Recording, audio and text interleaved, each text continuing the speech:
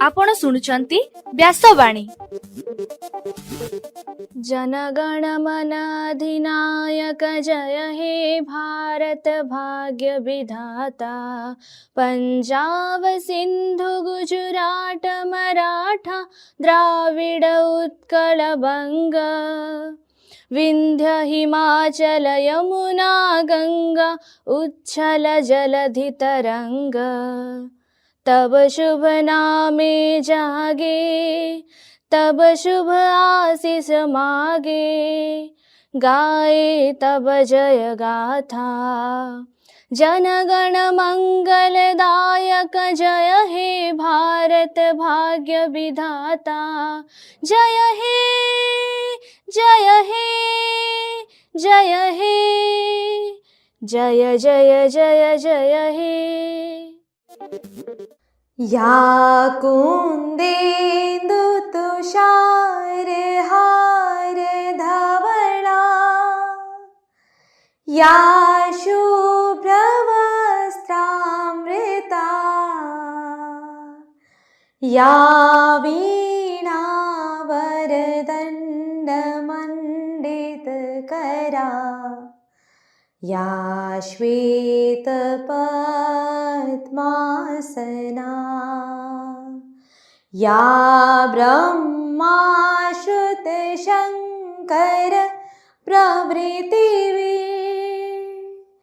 देवै सदा वंदिता। सा मां पातु सरस्वती भगवती। निशेष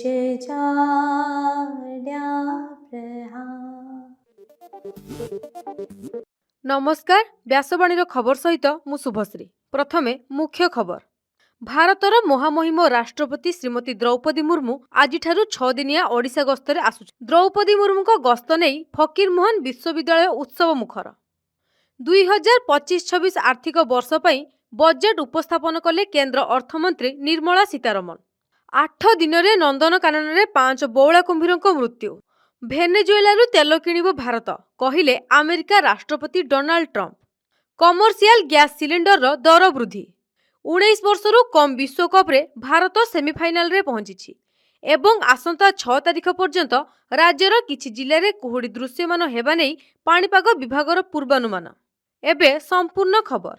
आज राष्ट्रपति द्रौपदी मुर्मू 6 दिनिया ओडिशा गस्तरे आसुछंती। से संध्या 6:30 समय रे भुवनेश्वर विमान बंदर रे पहुंचबे। सेठारू लोकभवन जाई रात्रि जापन करिवे। राष्ट्रपति कार्यालय मिलिथिबा सूचना अनुसार 3 तारिख सकाळे बिजू पट्टनायक विमान बंदर हेलिकप्टर जगे जाजपुर नुआ प्रशासनिक भवन ग्राउंड हेलीपैड रे अवतरण करिवे। सेठारू मां बिरजांको दर्शन पई जिबे। प्राय 1.5 घंटा धरी मंदिर रे पूजा अर्चना करिवे। सेठारू बालेश्वर गस्तरे आसी फकीरमोहन विश्वविद्यालय समावर्तन उत्सव रे जोग देबे। कार्यक्रम शेष पर अपराह्न प्राय 3:50 रे पुरी अभिमुखे बाहरिबे। संध्यारे पुरी रे पहुंची श्रीमंदिर रे जाई महाप्रभुंको आरती दर्शन सह पिंडदान करिवे। से दिन पुरी लोकभवन रे रात्रि जापन करिवे। फेब्रुआरी 4 तारिख मयूरभंज जिला रायरंगपुर गस्त करिवे। सेठारे महुलढिया स्थित हेलिडे होमर उद्घाटन करिवे। परे रायरंगपुर महुलढिया स्थित सरकारी बालिका उच्च माध्यमिक विद्यालय रे भंजवीर सुनाराम सोरेन को प्रतिमूर्ति उन्मोचन करिवे। सेठारे क्रीड़ा कॉम्प्लेक्स लोकार्पण सह भर्चुआल माध्यम रे राज्यर भिन्न प्रकल्पर लोकार्पण करिवे। 6 तारिख रे मयूरभंज जिलार विभिन्न कार्यक्रम रे जोग देबा परे अपराह्न रे भुवनेश्वर फेरिबा सह होटेल मे फेयर रे आयोजित हेबाकु थिबा एक कार्यक्रम रे जोग देबे। आसंताकाली भारतर महामहिम राष्ट्रपति द्रौपदी मुर्मू प्रथम थर पई बालेश्वर जिलार फकीरमोहन विश्वविद्यालय रे 12तम समावर्तन उत्सव रे जोग देबे। एथिपई विश्वविद्यालय परिसर उत्सव मुखर होई उठिछि। एही अवसर रे बालेश्वर जिला प्रशासन पक्षरु प्रस्तुति चूड़ांत पर्याय रे पहुंचिछि। जरूरीकालीन परिस्थिति रे कौनसी प्रकार आकस्मिक दुर्घटनार मुकाबिला पाई समस्त प्रकार व्यवस्था सहित अग्निशम सेवा विभाग एवं जरूरीकालीन स्वास्थ्य सेवा उपलब्ध होईछि। कैंपसर सुंदरीकरण स्वच्छता कार्य और सुरक्षा व्यवस्था को अधिक सुदृढ़ करा जायछि। आलोकमाला रे सजाणी होईछि विश्वविद्यालय। ମହାମହିମ ରାଷ୍ଟ୍ରପତିଙ୍କ ଗସ୍ତ ବିଶ୍ୱବିଦ୍ୟାଳୟ ପାଇଁ ଗର୍ବର ବିଷୟ ହେବା ସହିତ ଛାତ୍ର ସମାଜକୁ ପ୍ରେରଣା ଦେବ ବୋଲି ସମସ୍ତେ ଆଶା ପ୍ରକାଶ କରିଛନ୍ତି। କେନ୍ଦ୍ର ଅର୍ଥମନ୍ତ୍ରୀ ନିର୍ମଳା ସୀତାରମଣ ଗତକାଲି ସଂସଦରେ 2025-26 ଆର୍ଥିକ ବର୍ଷ ପାଇଁ ବଜେଟ୍ ଉପସ୍ଥାପନ କରିଛନ୍ତି। ରେକର୍ଡ ନବମ ଥର ପାଇଁ ବଜେଟ୍ ଘୋଷଣା କରିବା ଅବସରରେ ଅର୍ଥମନ୍ତ୍ରୀ ନିର୍ମଳା ସୀତାରମଣ ଏଥର ବିକଶିତ ଭାରତକୁ ଗୁରୁତ୍ୱ ଦେଇଛନ୍ତି।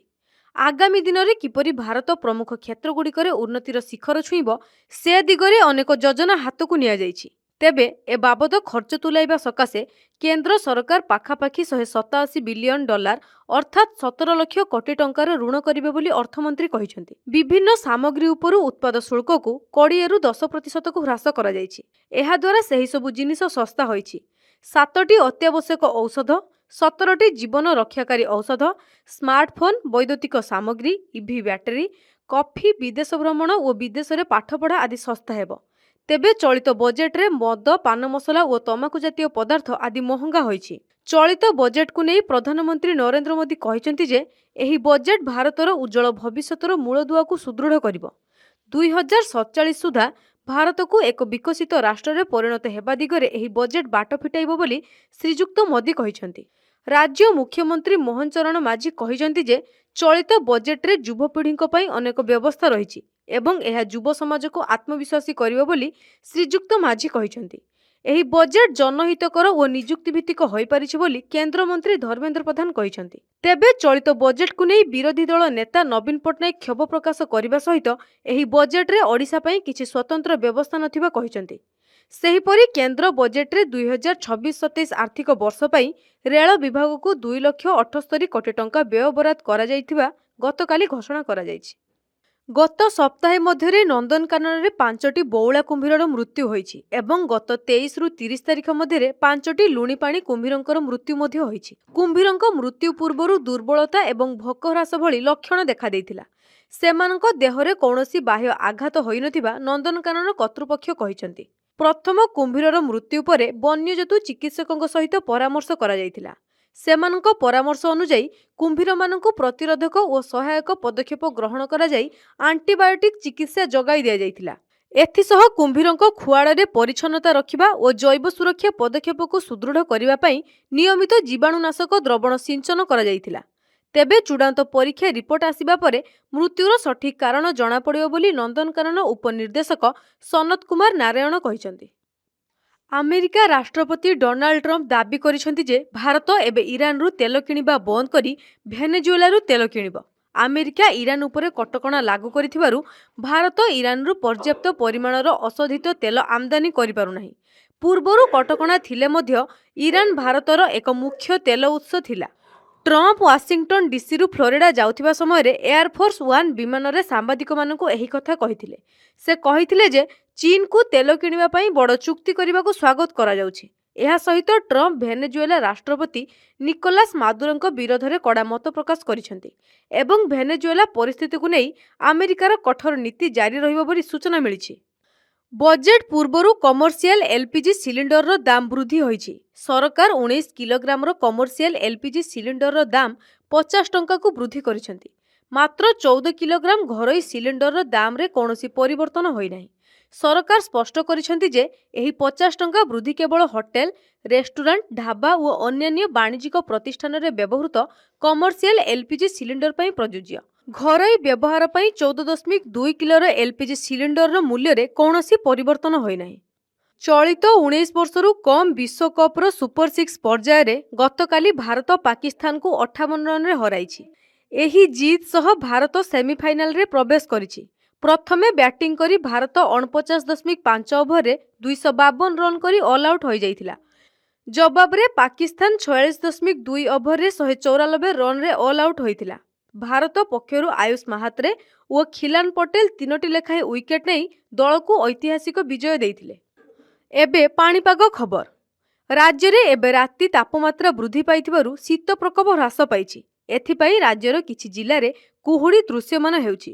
ତେବେ ଅତ୍ୟଧିକ କୁହୁଡ଼ି ପାଇଁ ଜନଜୀବନ ପ୍ରଭାବିତ ହେଉଛି। ଏନେଇ ଆସନ୍ତା 6 ତାରିଖ ପର୍ଯ୍ୟନ୍ତ ଏଭଳି କୁହୁଡ଼ି ଦେଖାଦେବ ବୋଲି ଆଞ୍ଚଳିକ ପାଣିପାଗ ବିଭାଗ ପକ୍ଷରୁ ସୂଚନା ଦିଆଯାଇଛି। ଆସନ୍ତାକାଲି କେନ୍ଦ୍ରାପଡ଼ା, ଜଗତସିଂହପୁର, ବାଲେଶ୍ୱର, ଭଦ୍ରକ, ପୁରୀ, ଖୋର୍ଦ୍ଧା, ଯାଜପୁର, ମୟୂରଭଞ୍ଜ, କେନ୍ଦୁଝର, କଟକ ଜିଲ୍ଲାର ବିଭିନ୍ନ ସ୍ଥାନରେ ଘନ କୁହୁଡ଼ି ହେବ ବୋଲି ପୂର୍ବାନୁମାନ କରାଯାଉଛି। ପାଣିପାଗ ବିଭାଗର ସୂଚନା ଅନୁଯାୟୀ 5 ଦିନ ପରେ ପୁଣି ରାତ୍ରିର ତାପମାତ୍ରା 2ରୁ 3 ଡିଗ୍ରୀ ହ୍ରାସ ପାଇବା ନେଇ ଆକଳନ କରାଯାଉଛି। ଏବେ ଆସନ୍ତୁ ଶୁଣିବା ଆଜିର ସ୍ୱାସ୍ଥ୍ୟବାଣୀ। ଏଥିରେ ଶୁଣନ୍ତୁ କମ୍ପ୍ୟୁଟରର ମାତ୍ରାଧିକ ବ୍ୟବହାର ଓ କାନ୍ଧ ଯନ୍ତ୍ରଣା ସମ୍ପର୍କରେ। ଆଜିକାଲି ପ୍ରାୟ ସମସ୍ତେ କମ୍ପ୍ୟୁଟର, ଲ୍ୟାପଟପ୍ ଓ ମୋବାଇଲ ଉପରେ ନିର୍ଭର କରୁଛନ୍ତି। ଅନଲାଇନ୍ କ୍ଲାସ୍ ଠାରୁ ଅଫିସ୍ କାମ, ମନୋରଞ୍ଜନ ସବୁକିଛି କାମ ଏବେ ଡିଜିଟାଲ ଯନ୍ତ୍ର ଦ୍ୱାରା ସମ୍ଭବ ହୋଇପାରୁଛି।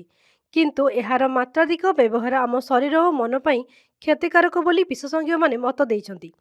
ବିଶେଷ କରି ବେଶୀ ସମୟ ମୋବାଇଲ ବ୍ୟବହାର କଲେ କାନ୍ଧ ଓ ବେକ ଯନ୍ତ୍ରଣାରେ ପୀଡ଼ିତ ହେବାର ଆଶଙ୍କା ଅଧିକ ଥାଏ। ଦୀର୍ଘ ସମୟ ଧରି ଗୋଟିଏ ସ୍ଥାନରେ ବସି କମ୍ପ୍ୟୁଟର କିମ୍ବା ମୋବାଇଲ ଦେଖିଲେ କାନ୍ଧ ଓ ବେକ ଉପରେ ଚାପ ପଡ଼େ। ଅଧିକାଂଶ ଲୋକ ମୁଣ୍ଡକୁ ଆଗକୁ ଝୁଙ୍କି ମୋବାଇଲ ଦେଖନ୍ତି। ଏହି ତ୍ରୁଟିପୂର୍ଣ୍ଣ ଅଙ୍ଗଭଙ୍ଗୀକୁ ଟେକ୍ନେକ୍ କୁହାଯାଏ। ଏଭଳି ଅଭ୍ୟାସ ଦୀର୍ଘଦିନ ରହିଲେ କାନ୍ଧ, ବେକ, ପିଠି ଆଦି ଯନ୍ତ୍ରଣା ହୁଏ। ଅଫିସ୍ କର୍ମଚାରୀ, ଛାତ୍ରଛାତ୍ରୀ, ଅନଲାଇନ୍ କାମ କରୁଥିବା ଲୋକମାନଙ୍କଠାରେ ଏହି ସମସ୍ୟା ଅଧିକ ଦେଖାଯାଏ। ଦିନକୁ 6ରୁ 7 ଘଣ୍ଟା ଧରି କମ୍ପ୍ୟୁଟର ଆଗରେ ବସିବା ଦ୍ୱାରା ମାଂସପେଶୀ ଦୁର୍ବଳ ହୋଇଯାଏ ଏବଂ ଧୀରେ ଧୀରେ ଯନ୍ତ୍ରଣା ବଢ଼ିଯାଏ। ପ୍ରଥମରୁ ସତର୍କ ନହେଲେ ଏହା ଗୁରୁତର ସ୍ୱାସ୍ଥ୍ୟ ସମସ୍ୟାରେ ପରିଣତ ହୁଏ। ଡାକ୍ତରମାନେ କହିଛନ୍ତି ଯେ କିଛି ସହଜ ଉପାୟ ଦ୍ୱାରା ଏଭଳି ସମସ୍ୟାକୁ ରୋକାଯାଇପାରିବ। କମ୍ପ୍ୟୁଟର ବ୍ୟବହାର ସମୟରେ ସିଧା ହୋଇ ବସିବା, ପ୍ରତି 30ରୁ 40 ମିନିଟ୍ ପରେ ଅଳ୍ପ ସମୟ ପାଇଁ ଉଠି କାନ୍ଧ ଓ ବେକକୁ ଏପଟ ସେପଟ କରି ବୁଲାଇବା ଆବଶ୍ୟକ। ମୋବାଇଲ ବ୍ୟବହାର ସମୟରେ ମୁଣ୍ଡକୁ ଅଧିକ ଝୁଙ୍କାଇବା ଅନୁଚିତ। ସଚେତନ ହେଲେ ଓ ଠିକ୍ ଅଭ୍ୟାସ ଜାରି ରଖିଲେ କମ୍ପ୍ୟୁଟର ଯୋଗୁଁ ହେଉଥିବା କାନ୍ଧ ଯନ୍ତ୍ରଣାକୁ ସହଜରେ ରୋକାଯାଇପାରିବ। ଆଜିର ଖବରକୁ ଏଇଠି ରଖୁଛୁ। ନମସ୍କାର।